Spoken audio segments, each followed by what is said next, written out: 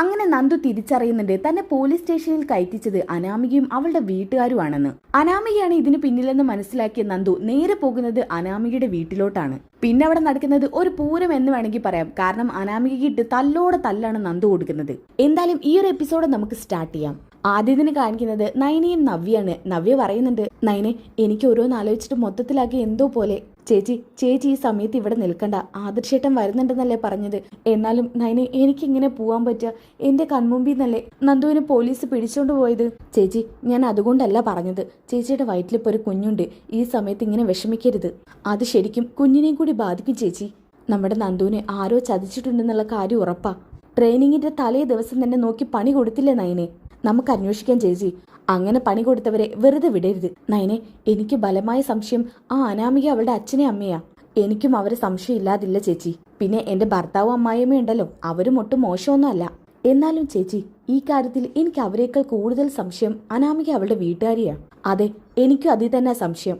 നയനെ നീ ആദർശേട്ടനെ കൊണ്ട് ഇതേക്കുറിച്ച് അന്വേഷിപ്പിക്കണം. ഇതങ്ങനെ വെറുതെ വിട്ടാൽ പറ്റില്ല. മനഃപൂർവ്വം ആരോ അവിടെ പ്രശ്നം ഉണ്ടാക്കി ആ തല്ലവിടെ ക്രിയേറ്റ് ചെയ്തതാ. അത് കഴിഞ്ഞപാടെ അവർ കൊണ്ടുപോയി കേസും കൊടുത്തു കാണും. അതെ, അങ്ങനെ വരാൻ തന്നെയാ ചാൻസ്. ആ സമയത്ത് അങ്ങോട്ടേക്ക് ആദർശ് വരുന്നുണ്ട്. നയനെ ആദർശേട്ടാ നന്ദു അകത്തുണ്ട്. അല്ല നവ്യ എന്തിനാ ഈ സമയത്ത് ഇവിടെ ഇങ്ങനെ നിൽക്കുന്നത്? നിനക്ക് വീട്ടിൽ പൊയ്ക്കൂടായിരുന്നോ? അത് പിന്നെ ആദർശേട്ടാ എനിക്ക് ഇവിടെ നിന്നിട്ട് ഒരു സമാധാനവും കിട്ടുന്നില്ല. പിന്നെ ഞാൻ എങ്ങനെ വീട്ടിൽ പോവാ? എങ്കിൽ പിന്നെ നയനെ നീ നവ്യയുടെ കൂടെ തന്നെ നിൽക്ക്.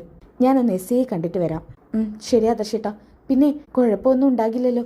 ആദ്യം എന്താണെന്ന് അറിയട്ടെ, എന്നിട്ട് നമുക്ക് അതിനനുസരിച്ച് എന്താന്ന് വെച്ചാൽ ചെയ്യാം. ശരി. അങ്ങനെ ആദർശ് നേരെ പോലീസ് സ്റ്റേഷനിലേക്ക് പോകുന്നുണ്ട് കേട്ടോ.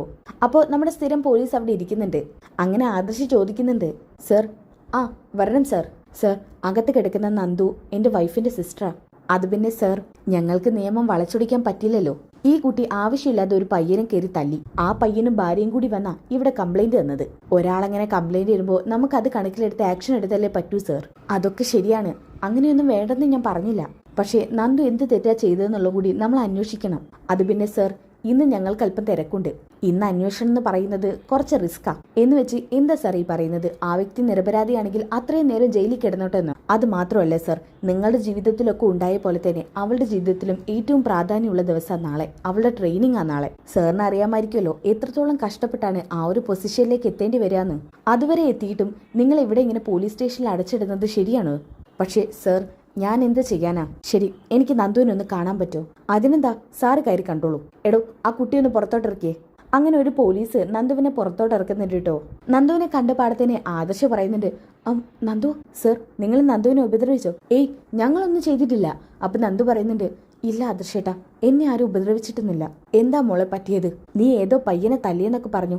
ആ പയ്യനെ തല്ലുന്നത് ആ പയ്യന്റെ ഭാര്യ കണ്ടുകൊണ്ട് നിൽക്കുമായിരുന്നു അത്രേ. അവരിവിടെ വന്ന് കേസ് കൊടുത്തെന്നാ പറഞ്ഞത്. ആദർശേട്ടാ സത്യം അതൊന്നും അല്ല. അതെനിക്കറിയാം മോളെ. പക്ഷേ സത്യം നമ്മൾ തെളിയിച്ചേ പറ്റൂ.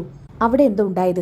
ആദർശേട്ടാ ഞാൻ വരുന്ന വഴിക്കാ ഒരു പയ്യൻ ഒരു പെണ്ണിനെ നന്നായിട്ട് മർദ്ദിക്കുന്നത് കണ്ടത്. അത് കണ്ടപ്പോ എനിക്ക് അങ്ങനെ മാറി നിൽക്കാൻ തോന്നിയില്ല. ആ പെൺകുട്ടി അവിടെ ഇട്ട് പോരുന്നത് ശരിയില്ലല്ലോ. അതുകൊണ്ട് ഞാൻ കയറി ഇടപെട്ടു. അവന് കുറച്ച് തല്ലും കൊടുത്തു. എന്തിനാ മോളെ നീ അങ്ങനെയൊക്കെ ഇന്ന് ചെയ്യാൻ പോയത്? നിനക്കറിയാലോ നിന്റെ ജീവിതത്തിൽ ഏറ്റവും പ്രാധാന്യം അർഹിക്കുന്ന ദിവസം നാളെ. ആ നാളത്തെ ദിവസം ഇനി നിനക്ക് ട്രെയിനിങ്ങിന് പോകാൻ പറ്റുമോ? അയ്യോ ആദർശേട്ടാ അതിന് മാത്രം ഞാനൊന്നും ചെയ്തിട്ടില്ല. കുഴപ്പമില്ല, ഞാൻ എന്തെങ്കിലും നോക്കട്ടെ, നീ വിഷമിക്കാതിരിക്കും നന്ദു. എന്നിട്ട് ആദർശ് എസ് ഐയുടെ അടുത്തേക്ക് ചെല്ലുന്നുണ്ട്. എന്നിട്ട് ചോദിക്കുന്നുണ്ട്, സർ ഞാനിപ്പോൾ എന്താ ചെയ്യേണ്ടത്? എനിക്ക് നാളത്തേക്ക് നന്ദുവിനെ ഇറക്കിയേ പറ്റൂ. അത് സർ ഈ പരാതി തന്നവർ പിൻവലിക്കണം. അല്ലെങ്കിൽ തൽക്കാലത്തേക്ക് നന്ദുവിനെ വിട്ടയക്കാം. പക്ഷേ നന്ദുവിന് ഏത് നിമിഷം ഇങ്ങോട്ട് വരേണ്ടി വരും. പിന്നെ മൂർത്തി സാറിന്റെ സ്വാധീനം വെച്ച് വേണമെങ്കിൽ നന്ദുവിനെ ഇറക്കാം. അല്ലാതെ എനിക്ക് ഈ കാര്യത്തിൽ ഒന്നും ചെയ്യാൻ പറ്റില്ല സർ. ശരി, എന്ത് വേണമെങ്കിലും ഞാൻ ചെയ്യാം. ഇന്ന് നന്ദുവിനെ ഇറക്കണം. ശരി സർ. അങ്ങനെ ആദർശ് ഒരുവിധപ്പെട്ടവരൊക്കെ ഫോൺ ചെയ്യുന്നുണ്ട് കേട്ടോ. ആ ഫോൺ ചെയ്തതിന്റെ ബാക്കിൽ തന്നെ എസ് ഐക്കും ഫോൺ വരുന്നുണ്ട്. ആ സമയത്ത് എസ് ഐ പറയുന്നുണ്ട്, ശരി സാർ ഞാൻ വിട്ടയക്കാം. മിനിസ്റ്ററാ വിളിച്ചത്, വിട്ടയക്കാൻ പറഞ്ഞിട്ടുണ്ട്. തെറ്റ് ചെയ്തവർ ജയിലിൽ കിടക്കരുതെന്നാ. പക്ഷേ ഞങ്ങൾക്ക് മറ്റു നിവൃത്തിയില്ലല്ലോ സർ. എടോ ആ കുട്ടിയോട് വരാൻ പറ. അങ്ങനെ നന്ദുവിനെ അങ്ങോട്ട് കൊണ്ടുവരുന്നുണ്ട് കേട്ടോ. അപ്പോൾ ആദർശ് പറയുന്നുണ്ട്, നന്ദു എല്ലാ കാര്യവും ഞാൻ ഓക്കെ ആക്കിയിട്ടുണ്ട്, ഇപ്പം നമുക്ക് പോവാം. ആദർശേട്ടാ ഞാൻ തെറ്റ് ചെയ്തിട്ടില്ല. അതെനിക്കറിയാം മോളെ. പക്ഷേ തെളിവില്ലാത്ത സ്ഥിതിക്ക് നമുക്കൊന്നും ചെയ്യാൻ പറ്റില്ല. അപ്പോൾ ആ പോലീസ് പറയുന്നുണ്ട്, കുട്ടി ഐ എം സോറി. അത് കുഴപ്പമില്ല സർ. സാറിന്റെ ഡ്യൂട്ടിയല്ലേ ചെയ്തത്, അതങ്ങനെ തന്നെ വേണം. ഭാവിയിലെ എസ് ഐ ആവാൻ പോകുന്ന ആളല്ലേ. ഇതിന് പിന്നിൽ ആരെങ്കിലും കളിച്ചിട്ടുണ്ടെങ്കിൽ അത് കണ്ടെത്തുക തന്നെ വേണം. Sure sir. ശരി. അങ്ങനെ നന്ദുവിനെ വിട്ടയക്കുന്നുണ്ട് കേട്ടോ. അപ്പൊ പുറത്താരാ നിൽക്കുന്നത്? നവ്യയും നയനയും. അവർ ഓടിച്ചെന്നിട്ട് നന്ദുവിനെ കെട്ടിപ്പിടിക്കുന്നുണ്ട്. മോളെ നിനക്ക് കുഴപ്പമൊന്നുമില്ലല്ലോ? ഏയ്, എനിക്കൊന്നും പറ്റിയിട്ടില്ല ചേച്ചി. നിങ്ങൾ എന്തിനാ ഇങ്ങനെ പേടിക്കുന്നത്? ചേച്ചിക്ക് വീട്ടിലോട്ട് പൊക്കൂടായിരുന്നോ എന്ന് നവ്യയോട് ചോദിക്കുന്നുണ്ട്. മോളെ, നിന്റെ ഈ അവസ്ഥ കണ്ടിട്ട് എനിക്ക് വീട്ടിലോട്ട് പോവാൻ തോന്നിയില്ല. ചേച്ചി എന്നെക്കുറിച്ചല്ല ആലോചിക്കേണ്ടത്, ചേച്ചിയുടെ വയറ്റിൽ കിടക്കുന്ന കുഞ്ഞിനെ കുറിച്ചാ. ആ സമയത്താണ് ഈ വിവരം അറിഞ്ഞ നന്ദുവിന്റെ ഫ്രണ്ട്സ് അങ്ങോട്ട് വരുന്നത്. എടി നന്ദു, നീ എന്താടി ട്രെയിനിങ്ങിന്റെ തലേന്ന് വലയുണ്ടാക്കി വെച്ചേ? അതൊക്കെ കഴിഞ്ഞു, ഇപ്പൊ ആള് പുറത്തിറങ്ങിയിരിക്കുക എന്ന് ആദർശ് പറയുന്നുണ്ട് കേട്ടോ. നിനക്ക് എന്തെങ്കിലും ഒരു വലയുണ്ടാക്കി വെക്കാൻ ശരിയാകില്ലല്ലോ അല്ലേ? എന്റെ ആദർശട്ടാ, ഇവളോട് ഞങ്ങൾ പറഞ്ഞതാ നീ തലേ ദിവസം എങ്ങോട്ടേക്കും പുറത്തേക്ക് ഇറങ്ങണ്ട. ആ ഡയലോഗ് കേട്ടപ്പോ തന്നെ എല്ലാവരും ചിരിക്കുന്നുണ്ട് കേട്ടോ. അപ്പൊ ആദർശ് പറയുന്നുണ്ട്, നന്ദു നീ വന്ന് വണ്ടി കയറ്, ഞങ്ങൾ നിന്നെ വീട്ടിൽ ഡ്രോപ്പ് ചെയ്തിട്ട് പൊക്കോളാം. അയ്യോ, അത് വേണ്ട ആദർശേട്ടാ, ഞങ്ങൾ വന്നിരിക്കുന്നത് നന്ദുവിനെ വിളിക്കാനാ. നന്ദുവിന്റെ ബൈക്കും ഞങ്ങൾ കൊണ്ടുവന്നിട്ടുണ്ട്. ആണോ? എങ്കിൽ പിന്നെ ആദർശേട്ടാ, ഞാൻ ഇവരുടെ കൂടെ പൊക്കോളാം, നിങ്ങൾ വീട്ടിലോട്ട് പൊക്കോ. എങ്കിൽ ശരി നന്ദു, മോളെ ശ്രദ്ധിച്ചൊക്കെ പോണം കേട്ടോ എന്ന് നയന പറയുന്നുണ്ട് കേട്ടോ. അപ്പൊ നവ്യ പറയുന്നുണ്ട്, മോളെ ഇനി ഒരു അടിപിടിയിലും ചെന്ന് ചാടല്ലേ. ഇല്ല ചേച്ചി സമാധാനത്തോടു കൂടി പോ. അങ്ങനെ അവരൊക്കെ അവിടുന്ന് പിരിഞ്ഞു പോകുന്നുണ്ട് കേട്ടോ. അങ്ങനെ അവർ ബൈക്കിൽ വീട്ടിലോട്ട് പോകുന്ന സമയത്താണ് നന്ദുവിന്റെ ഒരു ഫ്രണ്ട് പറയുന്നത്, എടാ നമുക്കൊരു സ്ട്രോങ് ചായ കുടിച്ചാലോ? ദേ ഒരു ചായക്കട, നമുക്ക് ഇവിടേക്ക് തന്നെ പോവാം. അങ്ങനെ ആ 3 ബൈക്കും ചായക്കടയിലോട്ട് പോവാൻ കേട്ടോ. അങ്ങനെ ചായ കുടിക്കാൻ വേണ്ടി അവരിറങ്ങുന്ന സമയത്താണ് നന്ദു നേരത്തെ തല്ലിയ ആ പയ്യനെയും ആ പെണ്ണിനെയും കാണുന്നത്. എടാ ഞാനിപ്പോ വരാം, നീ ഇതെങ്ങോട്ടാ? എന്നെ നന്ദു അടുത്ത വല ഉണ്ടാക്കി വെക്കല്ലേ.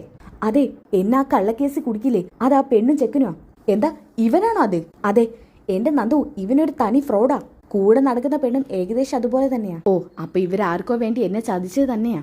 ഞാൻ കരുതി ആ പെണ്ണിനെ ബലപ്പെടുത്തി എങ്ങാനും കേസ് കൊടുത്തതായിരിക്കും. ഇതിനൊരു തീരുമാനം ഉണ്ടാക്കിയിട്ട് ഞാൻ വരുന്നുള്ളൂ. നന്ദു, ഇവര് തന്നെയാണെന്ന് എനിക്ക് ഉറപ്പല്ലേ? അങ്ങനെയാണെങ്കിൽ നീ അങ്ങോട്ട് ചെല്ലണ്ട, ഈ കാര്യം ഞങ്ങൾ ഡീൽ ചെയ്തോളാം. എടാ, അത് എനിക്ക് വേണ്ടി നീ ഇനി ഒന്നും പറയണ്ട, നീ ഇനി അങ്ങോട്ട് ചെന്നു കൊടുക്ക്. അടുത്ത കേസും കൂടി നിന്റെ തലയിലോട്ടാകും. ഞാൻ പറഞ്ഞല്ലോ, ഇത് ഞങ്ങൾ ഡീൽ ചെയ്തോളാം, അവരെ വെറുതെ വിടില്ല ഞങ്ങള്. നന്ദു, നീ ഇങ്ങോട്ട് മാറി നിൽക്ക്, വാടാ. ഇവർക്ക് നേരെ വരുന്നത് കണ്ടിട്ട് ഇവർ കാര്യമായിട്ട് മൈൻഡ് ഒന്നും ചെയ്യുന്നില്ല കേട്ടോ. പിന്നെ അവിടെ നടക്കുന്നത് ഇടിയോടെ ഇടിയാണ് കേട്ടോ. അയ്യോ, നിങ്ങൾ എന്തിനാ എന്നെ തല്ലുന്നേ? എങ്ങോട്ടാടി പോന്നേ? അവിടെ നിൽക്ക്. കൂടെ ഉള്ള ഒരുത്തി എങ്ങനെയൊക്കെ സ്ഥലം വിടാൻ നിൽക്കാട്ടോ. ആ സമയത്ത് മറ്റൊരുത്തൻ ആ പെണ്ണിനോട് അവിടെ നിൽക്കാൻ പറയുന്നുണ്ട്. അതെ, നിന്റെ ഭർത്താവല്ലേ ഇവൻ, രണ്ടും കൂടി പോയിട്ടല്ലേ കേസ് കൊടുത്തത്. എടാ, അയ്യോ ഇനി എന്നെ തല്ലേ, ഞാൻ ചത്തുപോവും. അതെ, ഏട്ടൻ ചത്തുപോവും. അയ്യോ ഏട്ടൻ ചത്തുപോവോ? എന്നാ പറയടി, നന്ദുവിനെ മനഃപൂർവ്വം കേസിൽ കൊടുക്കാൻ നിങ്ങൾ ഇതാരെ ഏൽപ്പിച്ചത്? അത് ഞങ്ങളെ ആരും ഏൽപ്പിച്ചതല്ല, ഞങ്ങള് ചുമ്മാ അവിടെ നിൽക്കുമ്പോൾ ഞങ്ങളെ കയറി ആ കുട്ടി തല്ലിയതാ. സത്യം പറയുന്നോ അതോ പല്ലടിച്ച് താഴെ തൊഴിക്കുന്നോ? അയ്യോ എന്റെ പല്ല്. നിന്റെ പല്ലുണ്ടല്ലോ, ആ പല്ല് ഇല്ലാത്ത അവസ്ഥയിൽ നീ ആലോചിച്ച് നോക്കി. അയ്യോ ചേട്ടൻ പറ ചേട്ടാ. ആ ചേട്ടൻ മിണ്ടാതിരിക്കാൻ വേണ്ടി ഒരു ആക്ഷൻ കാണിക്കുന്നുണ്ട് കേട്ടോ. അപ്പൊ ആ സ്ത്രീ പറയുന്നുണ്ട്, ചേട്ടൻ എന്റെ പല്ല് പോയാലും ഒരു കുഴപ്പമില്ലല്ലോ, പക്ഷേ എനിക്ക് അങ്ങനെയല്ല. അതെ, നിങ്ങൾ ഞങ്ങളെ ഉപദ്രവിക്കരുത്, ഞങ്ങൾ പൈസയ്ക്ക് ഒരു അത്യാവശ്യം വന്നപ്പോൾ ചെയ്തു പോയതാ. അതൊന്നും ഞങ്ങൾക്കറിയണ്ട, ആരാ നിങ്ങൾ ഈ ഡ്യൂട്ടി ഏൽപ്പിച്ചതെന്ന്. ഏട്ടാ, ആരായിരുന്നു അത്? അതങ്ങ് പറഞ്ഞു കൊടുക്ക്. അവനിട്ട് അടുത്ത കുത്താൻ പോകുമ്പോ അവൻ പറയുന്നുണ്ട്, ഹനാമിക എന്ന് പറയുന്ന ഒരു പെൺകുട്ടിയെ ഞങ്ങൾ ഇത് ഏൽപ്പിച്ചത്. അനാമികയോ? എടാ, അതാ അനിയുടെ വൈഫല്ലേ? അതെ അനിയുടെ വൈഫ് അനാമിക. ആ കുട്ടിയും ആ കുട്ടിയുടെ അച്ഛനും കൂടി വന്നാ ഞങ്ങൾക്ക് ഈ കൊട്ടേഷൻ തന്നത്. എങ്കിൽ പിന്നെ നിനക്ക് പരാതിയില്ലെന്ന് പോലീസ് സ്റ്റേഷനിൽ പോയി പറ. അയ്യോ, ഞങ്ങളിനി ഒന്നിലേക്കുമില്ല, ഞങ്ങൾക്ക് പരാതിയുമില്ല. മര്യാദയ്ക്ക് ചെന്ന് പറഞ്ഞോളണം, ഞങ്ങളെ നിന്റെ കൂടെ വരാം, നടക്ക്. ഇതും പറഞ്ഞ് നേരെ നന്ദുവിന്റെ അടുത്തോട്ടാട്ടോ കൊണ്ടുപോകുന്നത്. എന്നിട്ട് നന്ദുവിനെ പറയുന്നുണ്ട്, നന്ദു നിനക്കെതിരെ കേസ് കൊടുത്തവനാ ഇവനും ഇവളും, എന്താ ചെയ്യുന്നേ? നീതിക്ക് നിരക്കാത്ത കാര്യങ്ങൾ ചെയ്തിട്ട് ഇവരങ്ങനെ നല്ല രീതിക്ക് പോവണ്ട. ഇതും പറഞ്ഞ് ഒരൊറ്റ ആ പെണ്ണിന്റെ കവളത്ത് നോക്കി കൊടുക്കാണ് നന്ദു. മേല ഇതുപോലുള്ള കാര്യങ്ങൾക്ക് കൂട്ടിയൊന്നു പോവരുത്. നന്ദു, ആരാണ് ഇതിന്റെ പിന്നിൽ കളിച്ചതെന്ന് നിനക്കറിയണ്ടേ? നമ്മുടെ അനിയുടെ ഭാര്യയില്ലേ ആ അനാമിക, ആ പെണ്ണ ഇതിനൊക്കെ പിന്നിൽ. അവളായിരുന്നു ഇതിന് പിന്നിൽ. നന്ദു, ആദ്യം ഇവരെ പോലീസ് സ്റ്റേഷനിൽ ഏൽപ്പിക്കണം. അപ്പൊ നന്ദു പറയുന്നുണ്ട്, എനിക്കൊരിടം വരെ പോവാനുണ്ട്, നിങ്ങൾ ഇവരെയും കൊണ്ട് വിട്, ഞാൻ അങ്ങോട്ടേക്ക് എത്തിക്കോളാം. ശരി നന്ദു, പിന്നെ വേറെ പ്രശ്നങ്ങളൊന്നും ഉണ്ടാക്കരുത്. ഏയ് ഇല്ല, ഞാൻ എത്രയും പെട്ടെന്ന് പോലീസ് സ്റ്റേഷനിലേക്ക് എത്താം. ഇതും പറഞ്ഞ് നന്ദു നേരെ പോകുന്നത് അനാമികയുടെ വീട്ടിലോട്ടാണ്. വീട്ടിലെത്തിയ പാടെ തന്നെ നന്ദു കോളിംഗ് ബെൽ അടിക്കുന്നുണ്ട്. നന്നായിട്ട് കോളിംഗ് ബെൽ അടിക്കാൻ കേട്ടോ. അപ്പോൾ വേണു പറയുന്നുണ്ട്, ഷടാ ചെവി പോകുന്നു, ആരാ ഇതിങ്ങനെ കോളിംഗ് ബെൽ അടിക്കുന്നേ? വല്ല കടക്കാരോ ആയിരിക്കും, നിങ്ങൾ അത്രയും കടം കൊടുക്കാനുണ്ടല്ലോ ഓരോരുത്തർക്ക്. അതെ, കടക്കാരാണെങ്കിൽ ഞാൻ ഇവിടെ ഇല്ലെന്ന് പറ. ദേ മനുഷ്യ, മര്യാദയ്ക്ക് പോയി തുറന്നോ. അപ്പൊ അനാമിക പറയുന്നുണ്ട്, അയ്യോ എന്റെ അച്ഛ, ഇത് ആരാ ഈ കോളിംഗ് ബെൽ അടിക്കുന്നേ? മനുഷ്യന് സ്വസ്ഥമായിട്ട് കുറച്ചു നേരം ഇവിടെ നിൽക്കാലോ എന്ന് കരുതി വന്നതാ, അപ്പം ഇങ്ങനെ ഒരു ശല്യങ്ങള്. മോളേതായാലും ഇവിടെ ഉണ്ടല്ലോ, മോൾ ചെന്നൊന്ന് ആ കഥക് തുറക്ക്. തുറക്കാതെ പിന്നെ എന്ത് ചെയ്യാനാ? ഇതും പറഞ്ഞ് അനാമിക പോയിട്ട് കതക് തുറക്കുന്നുണ്ട്. ആ സമയത്ത് ദേഷ്യം പിടിച്ചുകൊണ്ട് നിൽക്കുന്ന നന്ദുവിനെയാണ് കാണിക്കുന്നത്. അത് കണ്ടപ്പോൾ തന്നെ അനാമിക ആകെ പേടിയാകുന്നുണ്ട് കേട്ടോ, നന്ദുവിന്റെ നിൽപ്പ് കണ്ടിട്ട്. നന്ദു അനാമികയെ കണ്ട പടത്തിന് പറയുന്നുണ്ട്, ഓ ഇവിടെ ഉണ്ടായിരുന്ന തമ്പുരാട്ടി, ഇല്ലെങ്കിൽ ഞാൻ നേരെ അനന്തപുരിയിലോട്ട് വരാനിരിക്കുമായിരുന്നു. എന്തായാലും അനാമികയുടെ അഹങ്കാരത്തിന് തിരിച്ചു പറയാതിരിക്കാൻ പറ്റുന്നില്ല കേട്ടോ. അപ്പൊ അനാമിക പറയുന്നുണ്ട്, നീ എന്തിനാടി എന്റെ വീട്ടിലോട്ട് വലിഞ്ഞു കയറി വന്നിരിക്കുന്നത്? നിന്റെ വീട്ടിലോട്ട് ഞാൻ വലിഞ്ഞു കയറി വന്നതല്ലേടി, നിന്നെ വഴിതെറ്റി നടത്തിച്ച് നിന്റെ അച്ഛനും അമ്മയൊന്ന് ഉപദേശിക്കാൻ വേണ്ടി വന്നതാ. എന്നാൽ നന്ദുവിനെ കണ്ടപ്പോ രേവതി പറയുന്നുണ്ട്, അയ്യോ വേണുവേട്ട, ഇവളല്ലേ ഇന്നെ പോലീസ് സ്റ്റേഷനിൽ കയറ്റിയത്?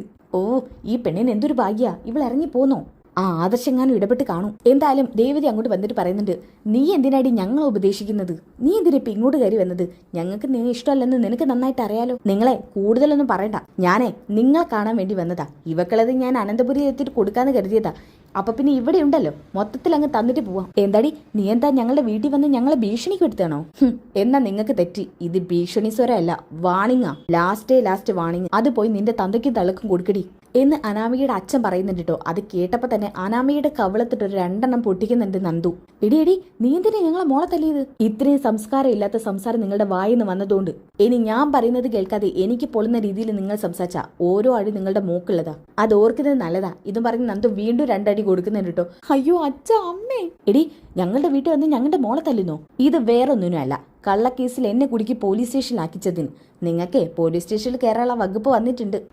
ഞങ്ങൾ പോലീസ് സ്റ്റേഷനിൽ കയറ്റിച്ചെന്നോ? എന്തൊക്കെയാ ഈ പറയുന്നതൊക്കെ പോലീസ് നിങ്ങളെ കൊണ്ട് പറയിപ്പിച്ചോളൂ. ഞാൻ മര്യാദയ്ക്കാണെങ്കിൽ മര്യാദയ്ക്കാ, സ്നേഹത്തോടെ നിന്നാ സ്നേഹത്തോടെയാ. എന്നാൽ ഇതുപോലെ തിരിഞ്ഞു കൊത്താനാണ് നിങ്ങൾ ശ്രമിക്കുന്നുണ്ടെങ്കിൽ വെറുതെ വിടില്ല ഞാൻ ഒന്നിനെയും. അനാമികെ, നിനക്കല്ല വാണിങ്ങി, നിന്റെ അച്ഛനും അമ്മയ്ക്കാ.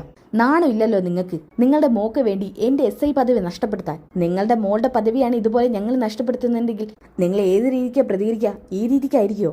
അല്ല, നിങ്ങളെ ഇനി എന്നെ എന്റെ വീട്ടുകാരും എന്റെ ചേച്ചിമാരും ഉപദ്രവിക്കാനാണ് ശ്രമം എന്നുണ്ടെങ്കിൽ ഞാൻ അടങ്ങിയിരിക്കുന്നത് നിങ്ങൾ പ്രതീക്ഷിക്കണ്ട.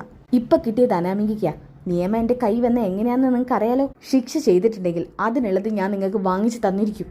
ഇപ്പൊ ഞാൻ നിങ്ങൾക്ക് തരുന്ന ബഹുമാനം അന്നേരം ഉണ്ടായിക്കൊള്ളണമെന്നില്ല, കേട്ടല്ലോ. ഇനിയെങ്കിലും നന്നാവാൻ നോക്കടി. ഇത് അനാമികയുടെ മുഖത്ത് നോക്കി പറഞ്ഞിട്ട് നന്ദു അവിടെ നിന്ന് പോവാൻ കേട്ടോ. സ്ലോ മോഷനിൽ അത് നടത്തുന്നുണ്ട്. എന്തായാലും കിട്ടില്ല ഡിസ്റ്റ് നടന്ന എപ്പിസോഡാണ് കേട്ടോ. ഇതിന്റെ ബാക്കി നിങ്ങൾക്ക് അറിയണ്ടേ? അനാമികയുടെ അച്ഛനും അമ്മയും പോലീസ് പിടിക്കാൻ വരുന്നുണ്ട്. പിന്നെ നല്ല അടിപൊളി ട്വിസ്റ്റുകൾ നിറഞ്ഞ എപ്പിസോഡാണ്. അപ്പോൾ ആ എപ്പിസോഡ് കിട്ടാനായിട്ട് ചാനൽ സബ്സ്ക്രൈബ് ചെയ്തേക്കുക, വീഡിയോ ഒന്ന് ലൈക്ക് ചെയ്തേക്കുക, നെക്സ്റ്റ് എപ്പിസോഡ് ഒന്ന് കമൻറ്റ് ചെയ്തേക്കുക. അപ്പോൾ അടുത്ത വീഡിയോയിൽ കാണുന്നവരേക്കും എല്ലാവർക്കും ബൈ ഗായ്സ്.